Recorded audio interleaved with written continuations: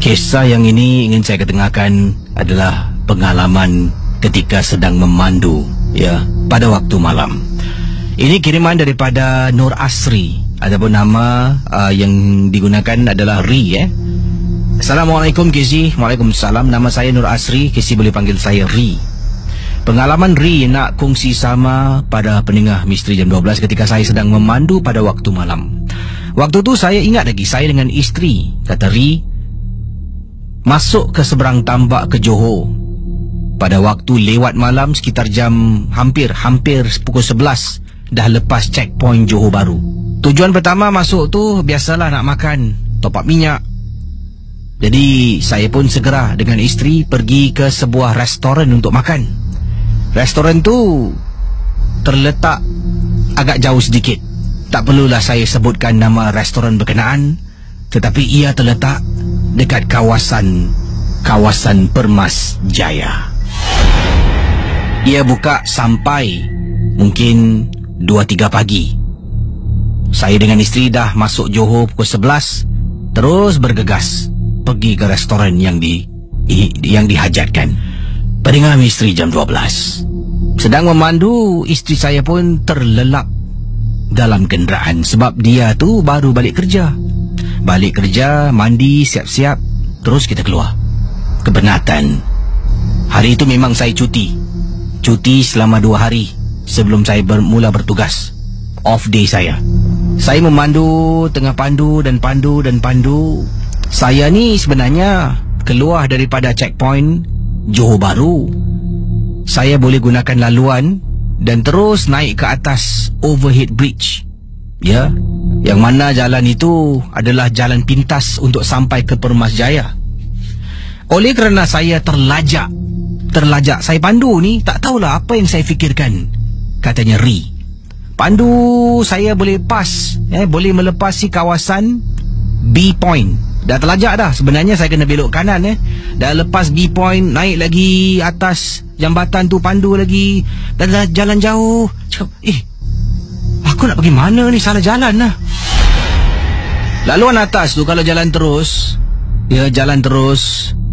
ia akan membawa kita pergi ke kawasan Danga Bay kalau tak silap saya. Dah jalan dah terus. Tak apalah. Nak U-turn pun saya tak tahu mana. Saya pusing lah, jalan terus sampai dekat kawasan, betul-betul dekat daerah Danga Bay. Saya pun turun, ikutlah bulatan pusing tu, turun dan tengok papan tanda mengatakan Johor, pusat bandaraya Johor, Woodlands checkpoint, Woodlands. Jadi saya pun ikut papan tanda tu naik atas. Sedang memandu, tiba-tiba kenderaan saya macam terlanggar benda tau. Dan kawasan tu memang tak ada kenderaan. Satu kereta pun tak ada kecuali kenderaan saya. Tengah memandu, kata Ri. Kedebuk. Astagfirullah, apa benda tu? Saya rasa macam saya langgar barang yang besar. Langgar binatang, kucing, anjing. Mungkin langgar orang. Saya pun tekan hazard light, impit sebelah kiri, berhentikan kenderaan saya, turun dan tengok dari jauh. Nampak macam ada benda panjang sedang terbaring ke atas jalan raya. Astaghfirullahalazim, apa kau buat ni? Saya tak nak kejutkan isteri sebab tak nak dia terperanjat. Saya tutup pintu perlahan-lahan, kunci pintu kenderaan, jalan menuju ke arah barang yang terbaring dekat jalan raya. Bila saya hampiri, saya baru terperasan. Ya Allah, rupa-rupanya barang yang terjatuh tu bukanlah orang, kucing, tidak. Tapi adalah seperti kotak styrofoam. Kotak ini di mana dililit dengan kain dah terbungkus. Tapi nampak ada pecahan-pecahan di atas jalan, angin tiup, styrofoam tu dah berterbangan. Tengok, alhamdulillah, nasib baiklah. Saya pun patah balik ke kenderaan, menuju ke arah kenderaan. Ya, menuju ke arah kenderaan ni, saya dari jauh nampak tempat duduk belakang ada orang perempuan tengah duduk. Dalam hati ni, isteri aku dah bangun, kenapa duduk belakang? Fikirkan isteri, sebab dari belakang rambut panjang sama macam isteri saya. Saya pun jalan, tak fikir bukan-bukan jalan. Buka pintu, first Pertama sekali saya nampak, isteri saya masih sedang tidur dekat tempat duduk bahagian depan. Saya pandang belakang, tak ada orang. Saya tengok kiri, tengok kanan, tengok belakang lagi, tengok isteri. Masuk, tutup pintu, kunci, mula memandu untuk pergi makan malam. Kemudian sedang memandu pendengar Ria 897 FM. Ini yang menyeramkan sangat-sangat. Bang, kat mana ni? Belum sampai? Belum sayang. Nak dekat sampai. Tadi abang terlajak lah. Abang salah pusing. Laparlah bang. Nanti saya tunggu kejap lah Iyalah. Kenapa yang? Bang, Abang tumpangkan siapa dekat belakang bang? Persoalannya sekarang, perlukah saya kata jujur belakang mana ada orang yang? Ataupun kesian, dia tadi minta tumpang, takkanlah cakap tak boleh. Sekarang bagaimana? Nak bohong ataupun nak jujur? Tak ada. Tadi dia dekat kedai minyak tu, awak tengah tidur. Abang dia minta tumpang sebab tempat nak pergi pun tempat sama. Sayang tidur dululah. Isteri saya toleh belakang, tengok, cuba senyum. Kemudian isteri baring balik tidur. Bila saya dah perasan isteri saya dah tidur nyenyak, saya memang tak nampak Casey dekat belakang. Saya turunkan tingkap kereta ke 4 tingkap. Turunkan. Assalamualaikum warahmatullahi ta'ala wabarakatuh. Aku rasa aku tak jemput kau naik kereta aku. Ada baik kau keluar. Aku tidak izinkan kau menaiki kereta ni. Bismillahirrahmanirrahim. Casey, saya tak pasti dia dah keluar ataupun tidak. Saya naikkan tingkap kenderaan dan terus memandu sampai ke restoran yang saya maksudkan. Bila sampai, saya pun kejutkan isteri saya. Sayang.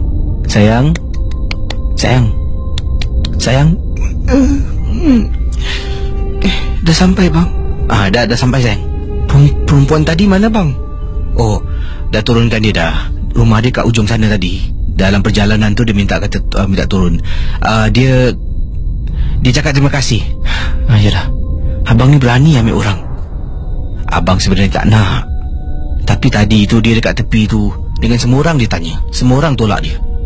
Yalah bang, lain kali hati-hati je bang. Casey, isteri saya sebenarnya tak tahu. Yang dia nampak tu bukanlah orang. Terima kasih kepada semua para pendengar Misteri Jam 12. Dan selamat tengah malam.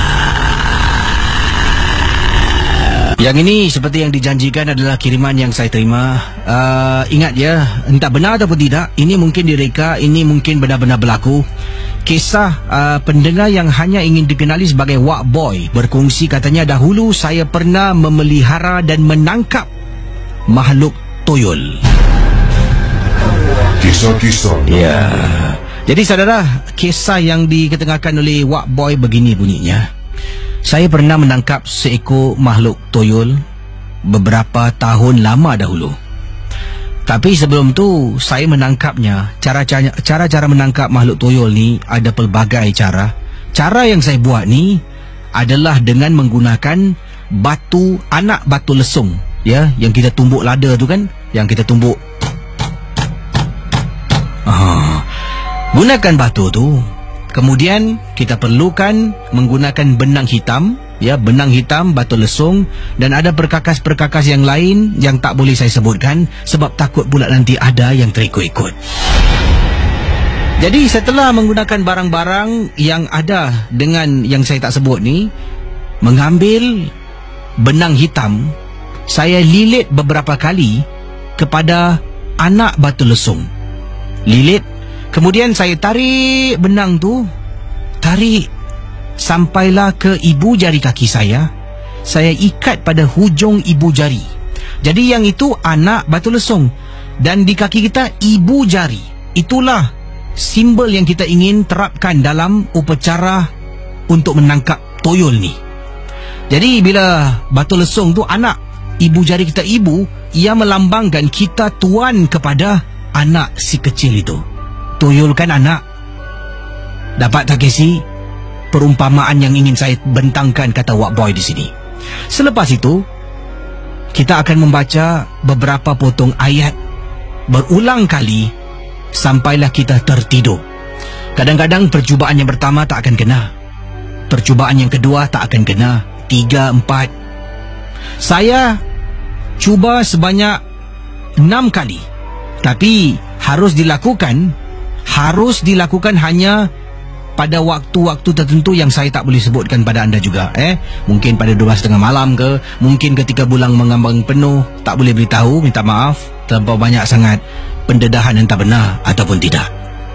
Ingat, pendengar Ria, sekiranya, bayangkan pendengar Ria 897 FM, sekiranya kalau anda sedang tidur dan tiba-tiba terdengar bunyi berikut ini. Pada tengah-tengah malam, kata Wak Boy, tengah-tengah malam terdengar bunyi berikut. Suara mungkin bayi menangis, mungkin suara budak menangis. Wak Boy memberitahu, jangan bangun dahulu, jangan bangun dahulu. Kemudian akan rasanya benang hitam tu di kaki kita rasa macam ditarik-tarik. Kemudian kita akan dengar pula, selepas kaki benang di kaki ibu jari itu ditarik-tarik, suara bayi, baru kita akan dengar bunyi suara berikut ini. Suara orang minta tolong. Dan dalam keadaan sedih, sakit, barulah kata Wak Boy, kita bangun, pergi perlahan-lahan, pegang benang tu, benang daripada ibu jari jangan lepas, masih di ibu jari, tarik benang tu dengan tangan, pergi, jangan tarik kepada kita, takut putus, kalau terputus habis, jangan sampai terputus. Pegang perlahan-lahan ikut benang tu sampailah ke bahagian-bahagian yang mana kita letak dalam rumah dan sebagainya. Nanti kalau masuk, mungkin letak dekat dapur, batu lesung tu dekat dapur lah dia. Kita akan nampak ada budak tengah duduk, tubuhnya dililit dengan benang warna hitam. Dia tengok kita, dia akan wahai makhluk tuyul, aku sekarang ni dah tangkap kau. Kalau kau nak aku lepaskan, engkau berkhidmat dengan aku. Kita harus buat perjanjian. Mula-mula dia tak nak, dan cakaplah aku tak akan lepaskan kau. Bila matahari keluar, kau masih belum dapat bersembunyi, matilah di kau. Dan dia akan senyap. Dan lalu dia akan bercakap, aku akan ikut apa yang kau nak. Dari situlah, mulai hari ini, kau akan menjadi makhluk peliharaanku dan aku adalah tuan kau. Kerja kau adalah untuk membuat apa yang aku suruh. Casey, dipendekkan cerita, saya tak boleh cerita panjang ya, banyak hal-hal mungkin benar mungkin tidak, saya tidak pasti. Selepas tu dah suruh dia buat apa kita nak. Tidur bangun pagi buka laci, banyak duit Casey, banyak duit. Dan Casey, saya pernah menyuruh tuyul yang saya pelihara ni curi duit dekat bank. Tak boleh, tak boleh, sebab dia hanya boleh pergi tempat yang kita dah masuk. Misal kata, kalau saya pergi kedai runcit ni, saya tengok tempat simpan duit kedai runcit dalam cashier, saya dah tengok cashier tu dekat mana, blok dia berapa, kawasan nak jalan macam mana, saya dah tahu, baru dia boleh pergi. Dalam bank tempat simpan duit mana saya pernah masuk, jadi dia tak boleh pergi sebab dia tak tahu. Jadi maka itulah, orang-orang yang duit dicuri oleh tuyul, perlakunya lazimnya adalah orang yang mereka kenal. Sebab orang-orang ni pernah masuk dalam rumah, masuk dalam bilik, tengok awak simpan duit dekat mana, jadi dia tahu. Maka itulah dia boleh suruh tuyul tu pergi. Jadi persoalan bila orang tanya, kenapa tuyul tak curi duit bank ke, duit presiden ke, duit orang kaya? Sebab tuyul ni tak pernah pergi rumah-rumah, ataupun tuan dia tak pernah pergi rumah-rumah orang yang disebutkan. Kalau saya pernah pergi, misal katalah rumah bapa presiden mana pun, Saya tahu dia simpan duit dekat mana. Senang saya suruh dia pergi. Bertahun-tahun saya hidup makan duit haram. Akhirnya bila isteri saya meninggal dunia, saya merana, Casey. Saya merana, sedih, dan saya terus menjadi insaf. Maka toyol yang saya pelihara saya lepaskan. Dan sekarang toyol itu tidak bertuan. Terima kasih. Dan selamat tengah malam dari Wak Boy untuk Misteri Jam 12.